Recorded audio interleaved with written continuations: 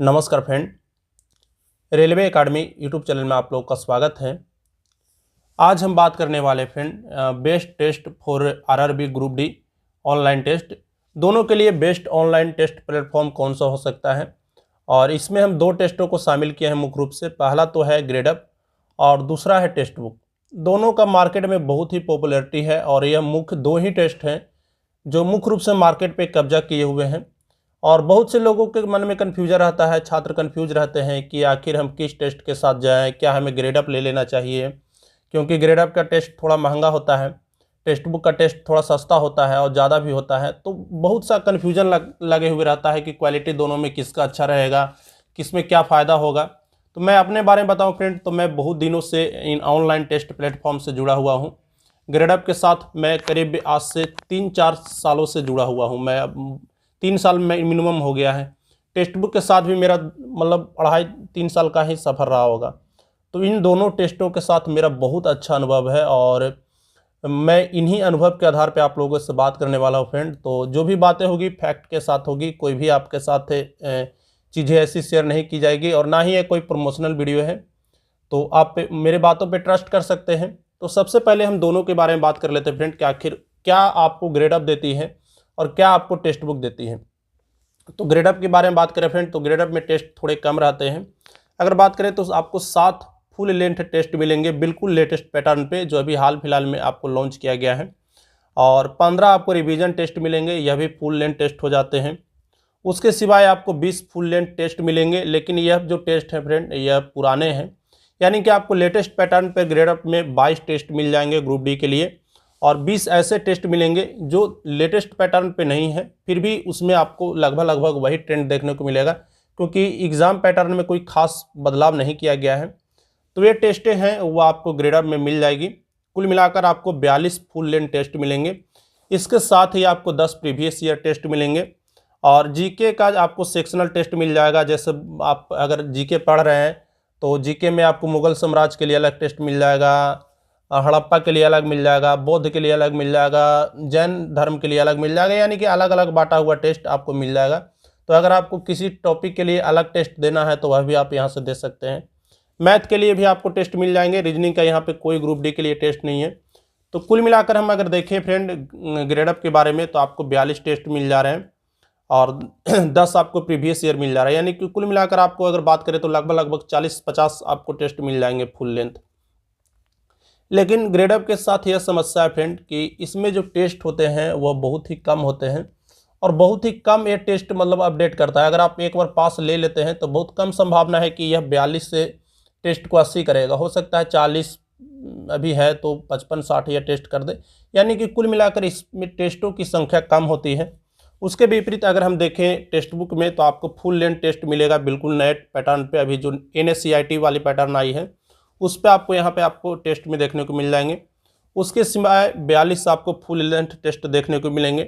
उसके साथ ही आपको 300 सेक्शनल टेस्ट देखने को मिलेंगे, प्रत्येक टॉपिक बाय टॉपिक। जैसे उसमें था कि आप लोग को बौद्ध के लिए, जैन धर्म के लिए अलग अलग जीके के जैसे टॉपिक बाई आपको टेस्ट मिल रहे थे, उसी प्रकार से आपको यहाँ पर भी मिल जाएंगे करीब 300 प्लस टेस्ट। आप समझ सकते हैं 300 प्लस टेस्ट आपको मिलेंगे।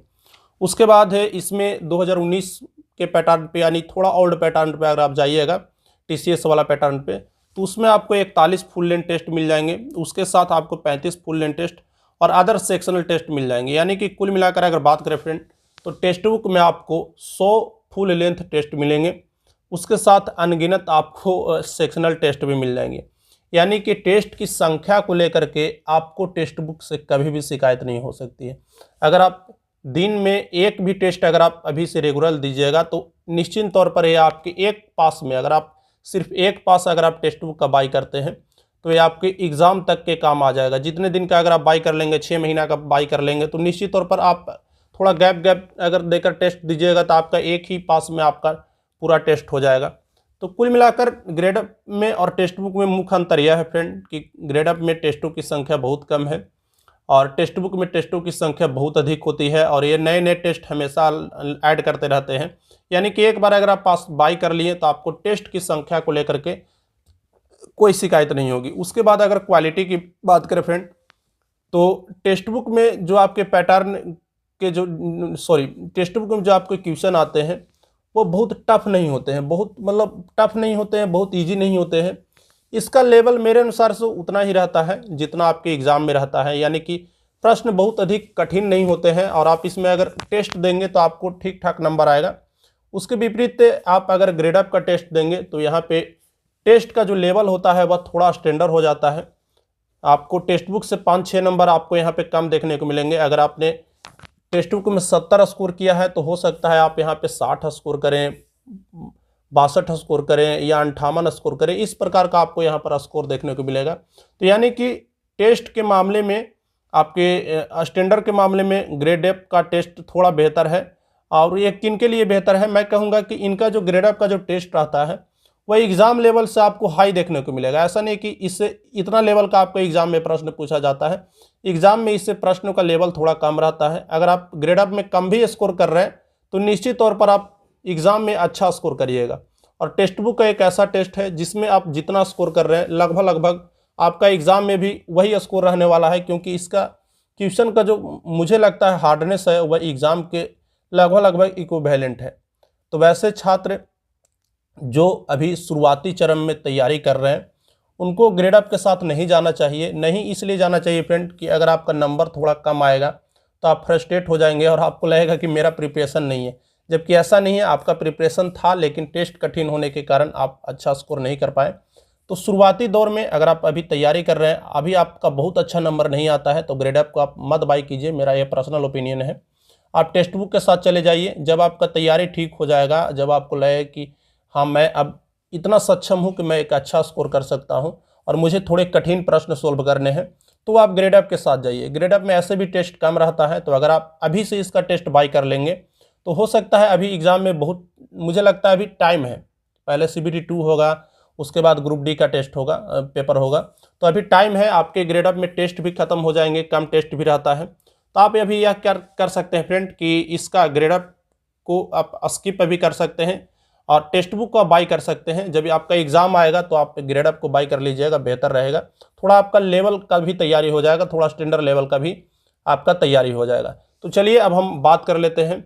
और हाँ, एक चीज़ और मैं बता देना चाहता हूँ, जो टेक्स्ट बुक के टेस्ट को दे चुके हैं और उनको एक अच्छे लेवल का टेस्ट चाहिए तो वह ग्रेड अप का टेस्ट ले सकते हैं। ग्रेड अप का प्रश्न क्वालिटी बहुत ही अच्छा होता है और थोड़े प्रश्न अच्छे टाइप के होते हैं। तो आप ग्रेड अप का टेस्ट बहुत अच्छा है, इसमें मैं ग्रेड अप का कोई बुराई नहीं कर रहा हूँ, बस मैं यह कह रहा हूँ कि आप शुरुआती दरमियान में हो सकता है कि आप टेस्ट से फ्रस्ट्रेट हो सकते हैं। उसके साथ अगर प्राइस की बात करें फ्रेंड, तो ग्रेड अप में आपको 24 मंथ का जो पास है वह 600 रुपये में देखने को मिलेगा और 12 मंथ का जो पास है वह 450 रुपये में और 6 मंथ का जो पास है वह 375 रुपये में मिलेगा। वहीं पर इसके विपरीत अगर हम देखें तो टेक्स्ट बुक में आपका जो पास मिल जाता है फ्रेंड वह 1 महीने का भी इसमें पास उपलब्ध है। तो 1 महीने वाला तो आपको बहुत महंगा पड़ जाएगा, करीब 299 रुपये का आपका पड़ जाएगा। उसके सिवाय 18 महीने का इसका सबसे बेस्ट मुझे लगता है पास है और वह पड़ेगा 399 रुपये का, लेकिन इसमें डिस्काउंट भी मिल जाता है अगर आप किसी रेफरल कोड को लगाते हैं। जैसे मैं जो रेफरल कोड दे रहा हूँ AYYDSR, ये मेरा रेफरल कोड है, तो अगर आप इसको लगाइएगा या किसी के भी रेफरल कोड को लगाइएगा तो आपको डिस्काउंट मिल जाएगा। यह 399 का जो टेस्ट पास है वो आपको 329 रुपये में मात्र मिल जाएगा। उसके सिवाय अगर आप फुल लेंथ टेस्ट लेते हैं, लाइफ टाइम अगर आप टेस्ट बाई करना चाहते हैं टेक्स्ट बुक का, तो 599 रुपये में आता है आफ्टर डिस्काउंट। अगर आप किसी रेफरल कोड को लगाते हैं, जैसा मेरा रेफरल कोड लगाइएगा, तो 499 रुपये में मिल जाएगा। तो कुल मिलाकर आपको लिए सबसे बेस्ट रहेगा कि आप 18 महीने का पास लें। 18 महीने में निश्चित तौर पर आपका एग्ज़ाम कंप्लीट करा लिया जाएगा जैसा संभावना है। तो लाइफ टाइम पास लेने का कोई मतलब बनता नहीं है।